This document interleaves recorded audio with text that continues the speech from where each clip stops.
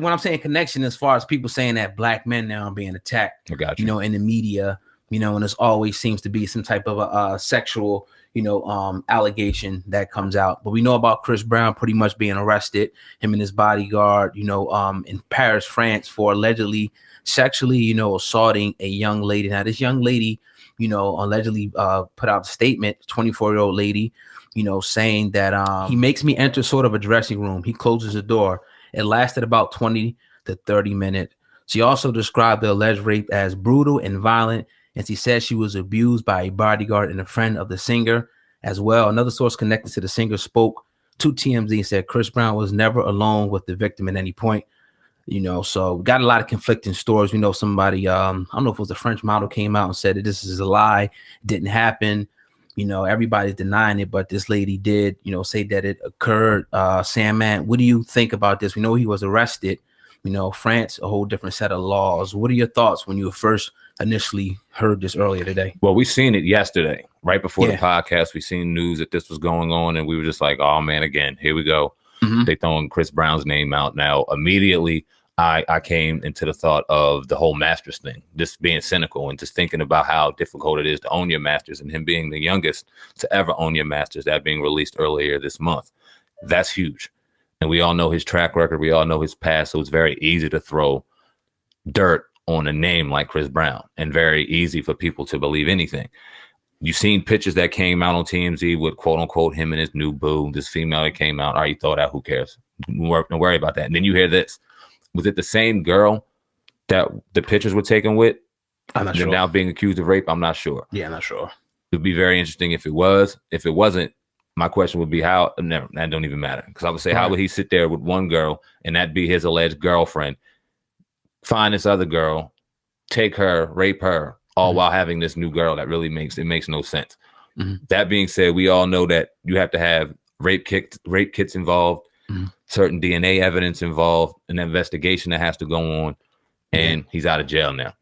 I don't know if that's under stipulations. I know that they were saying if he did get out of jail, he may have to wait a couple of days before he leave the country. He may not be able to leave for a year. He may have to come back every 2 weeks.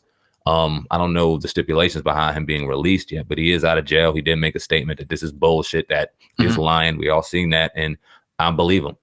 Yeah. Here's the official statement. He said, I want to make it perfectly clear. This is a false and a whole lot of crap. He says, for my daughter and my family, this is so disrespectful and against my character and my morals. And we reported, I think maybe 6 months ago that he was being accused of something like this. He didn't get arrested for it, but he was being accused, but they found out that it wasn't enough evidence to really, bring him up on any charges. So, what first pops in my mind, is why would he have to rape anybody? Not trying to be insensitive if there was a victim here, but we understand there's groupies out there wherever you go that they're gonna be lined up to be with a guy of this caliber. Now, people bringing up the whole thing about the Masters. We seen T.I. post something about that, and so I've seen some other rappers pop up, in Chris Brown's comment section showing support for him. That could be, we know there's a history of that. That's big, obviously, to own your masters. I think to being the youngest person to ever do it, but we gotta wait for more information to come out. I could say, yeah, I think she's lying, she's trying to get money. I can say that, but that doesn't mean it's true. You know what I mean? So we can wait for more information to come out. Hopefully, nothing comes out of this. I don't think it will, but we'll have to see, because like you said, once rape kit and things get done, what type of evidence is involved?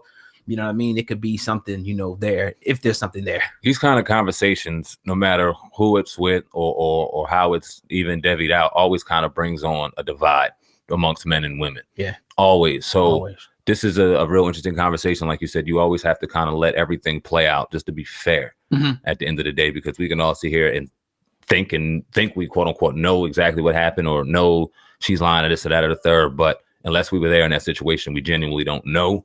So we got to be fair to the whole situation. Do you think this, a lot of people I see, bringing up the Rihanna situation and kind of tying it, trying to, as a character assassination, really, do you think that has any correlation, the fact that, he did assault Rihanna? This was years back, does that have any correlation to him being violent?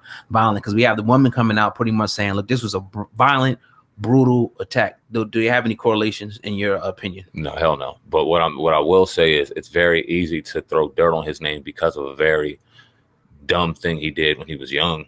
Absolutely. He did it with 2 A-list celebrities in a situation where no people knew they were out, and it was a fucked up situation that happened. No one condoned his behavior. He himself didn't condone his behavior.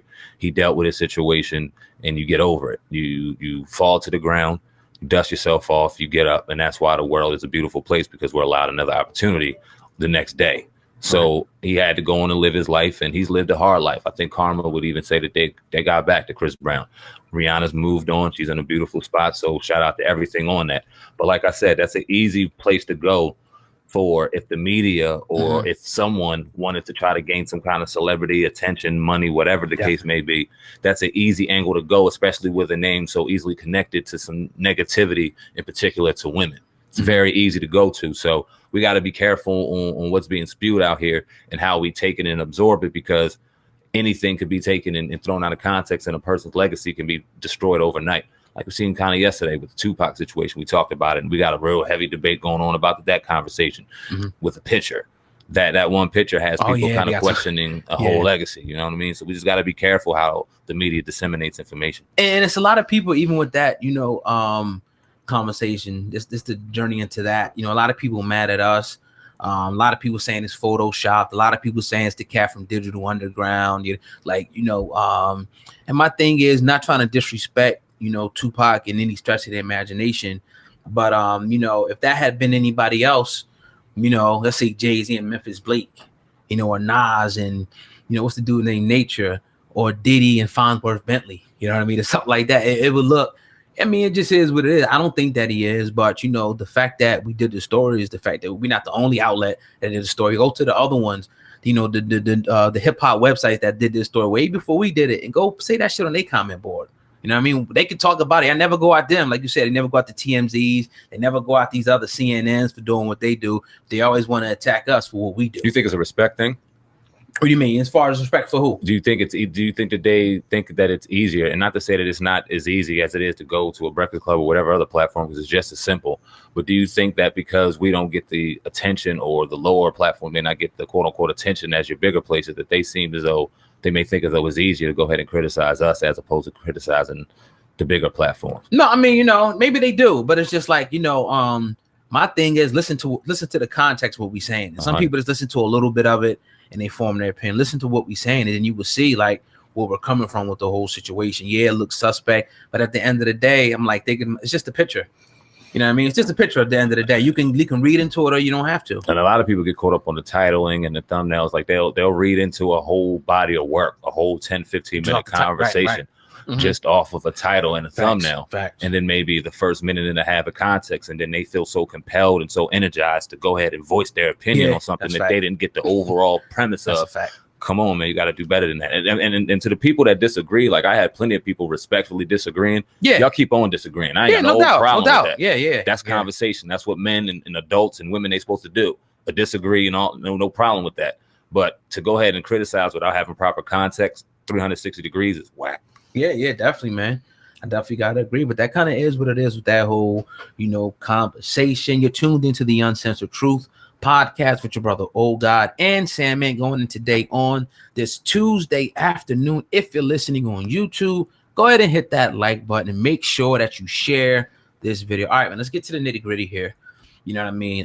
Corey Holcomb, who is a very respected, activist, comedian, whatever you want to call him. I think you said had a podcast for about a decade now. 5150. Yeah, definitely respected. Salute to what you do. Salute, to just being bold and speaking your mind. We definitely, salute that and appreciate that. But it's a clip that came out the other day that's been making, some pretty splashes in the Black community, where he's coming out and pretty calling, people out by name, namely.